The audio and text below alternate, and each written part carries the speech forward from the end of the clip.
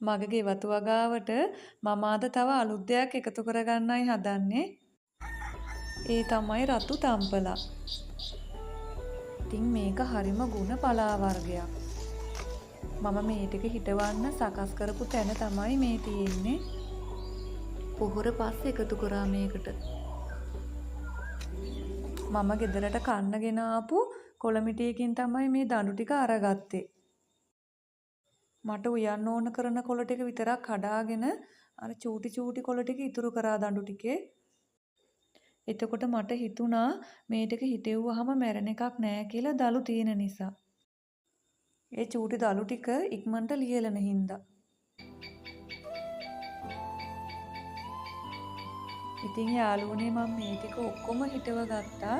මම බලාපොරොත්තු වෙනවා මේ ටික හොඳට පැලවෙයි කියලා.